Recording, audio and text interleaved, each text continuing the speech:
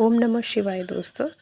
वैसे तो श्रावण मास में शिवलिंग की पूजा का खास महत्व और पुण्य रहता है और जितने भी शिव भक्त हैं वो तो हमेशा ही शिव पूजा में लीन रहते हैं।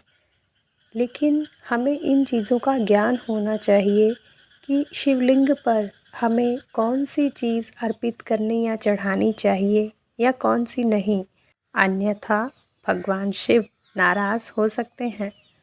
तो आइए जानते हैं 10 वर्जित पूजा सामग्री जो कि शिवलिंग पर नहीं चढ़ाई जाती, लेकिन हम भूल से उन्हें चढ़ा देते हैं। लेकिन आज के बाद इन चीज़ों का ध्यान रखिए कि ये जितनी भी चीज़ें आज पूजा सामग्री आपको बताने जा रही हूँ, ये चीज़ें शिवलिंग पर अर्पित हम नहीं करेंगे। जितने भी शिव भक्त हैं वो ये तो जानते ही होंगे कि फूलों में से केतकी का फूल शिव को अर्पित नहीं किया जाता।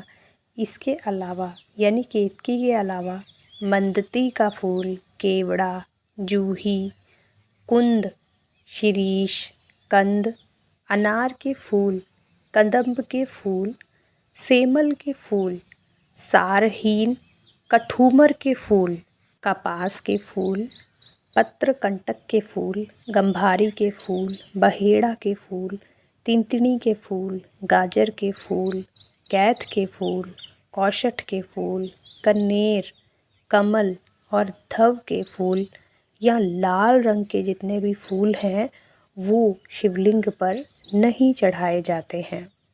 फूलों के अलावा अगर हम बात करें हल्दी की, तो कई शिव भक्त शिवलिंग पर हल्दी लगाते हैं।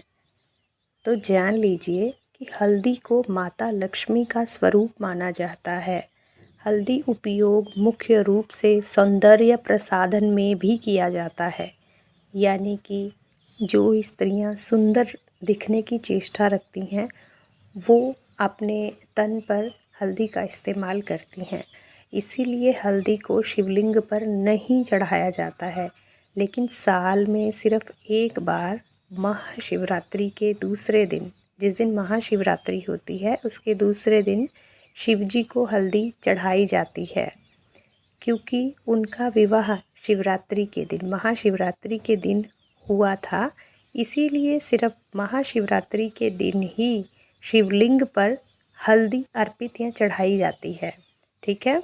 इसके बाद अगर हम बात करें मेहंदी की, तो मेहंदी का उपयोग भी सौंदर्य प्रसाधन में किया जाता है और यह भी सुहाग का प्रतीक है।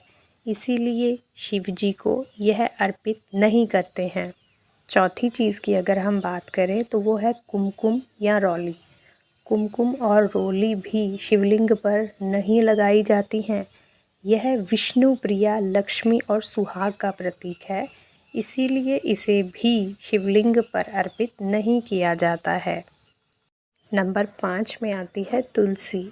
जी हाँ, तुलसी पहले वृंदा के रूप में जलंधर की पत्नी थी। जलंधर का शिवजी ने वध किया था। वृंदा इस सब से दुखी होकर बाद में तुलसी का पौधा बन गई थी।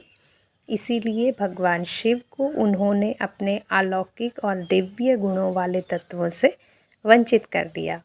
दूसरा, भगवान विष्णु ने तुलसी को अपनी पत्नी के रूप में स्वीकार किया है, इसीलिए भी शिवलिंग पर तुलसी नहीं चढ़ानी चाहिए। नंबर 6 में बारी आती है तिल की। कई लोग जल या दूध अर्पित करते वक्त उसमें काले तिल मिलाकर अर्पित करते हैं। तिल को भगवान विष्णु के मैल से उत्पन्न हुआ माना जाता है और इसे शनिदेव एवं पितरों को ही अर्पित किया जाता है, इसीलिए इसे भगवान शिव को नहीं अर्पित किया जाना चाहिए। अब नंबर 7 में बारी आती है चावल। कुछ मौक़ों को छोड़कर शिवजी को चावल भी अर्पित नहीं करते हैं। खासकर टूटे चावल तो भूल कर भी हमें शिवलिंग पर अर्पित नहीं करने चाहिए। हमने कई बार देखा है, जब हम भी मंदिर में पूजा करने जाते हैं तो कई भक्त वहाँ पर चावल अर्पित करते हुए हमें नज़र आते हैं। लेकिन कुछ मौक़ों में ही शिवजी को चावल अर्पित किए जाते हैं। हमेशा शिवलिंग पर चावल को नहीं चढ़ाना चाहिए। इसके बाद बारी आती है नारियल की। जी हाँ भक्तों, शिव जी को नारियल या नारियल का पानी भी अर्पित नहीं करना चाहिए, क्योंकि नारियल को श्रीफल कहते हैं। श्रीफल यानी कि लक्ष्मी माता का स्वरूप। माता लक्ष्मी को शिव जी को कैसे अर्पित कर सकते हैं? शिव पर अर्पित होने के बाद नारियल या नारियल पानी ग्रहण योग्य नहीं रह जाता है और शिव जी नाराज हो जाते हैं। इसके बाद बारी आती है शंख या फिर शंख से कई लोग जल अर्पित करते हैं शिवलिंग पर। देखिए, शंख जो है वो भगवान विष्णु को बहुत प्रिय है। शिवजी ने शंखचूर नामक असुर का वध किया था, इसीलिए शंख भगवान शिव की पूजा में वर्जित माना गया है। शंख को उसी असुर का प्रतीक माना जाता है जो भगवान विष्णु का भक्त था।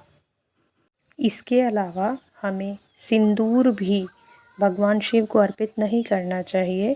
शिव पुराण में महादेव को विनाशक बताया गया है।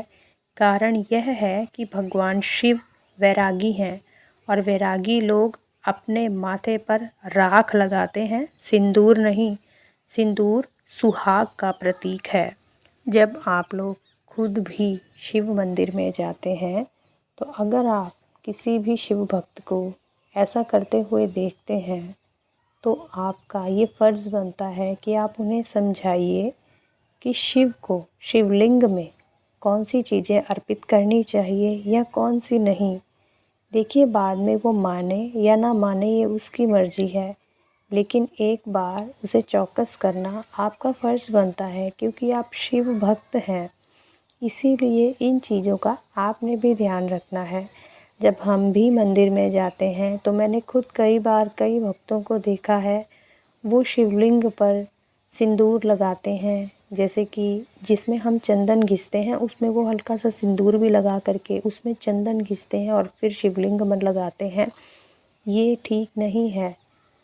उस पर उन्हें टोकना चाहिए कि शिवलिंग पर सिंदूर लगाना वर्जित है।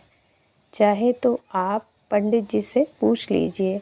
यह कहकर आप उन्हें चौकन्ना कर सकते हैं ताकि वो भी इस पाप से बच सकें। इसके अलावा आप हमेशा इस चीज़ का ध्यान रखिए, जब भी आप शिवलिंग पर जल अर्पित कर रहे हैं तो उस जल को सादा अर्पित मत कीजिए। मतलब सिर्फ जल ही लोटे में नहीं होना चाहिए, उस जल के अंदर आपने कुछ डालना है, उसके बाद शिवलिंग में अर्पित करना है। इससे हम बोलते हैं कि सादा जल हमें शिवलिंग पर अर्पित नहीं करना है। उस जल में आप गंगा जल डाल सकते हैं, कुछ फूल डाल सकते हैं, बेल पत्र डाल सकते हैं, हल्की सी शक्कर, चीनी, दही या कच्चा दूध डाल सकते हैं। सिर्फ सादा जल शिवलिंग पर अर्पित नहीं करना चाहिए। और क्या आप जानते हैं कि शिवलिंग पर हम जल अर्पित करते क्यों हैं?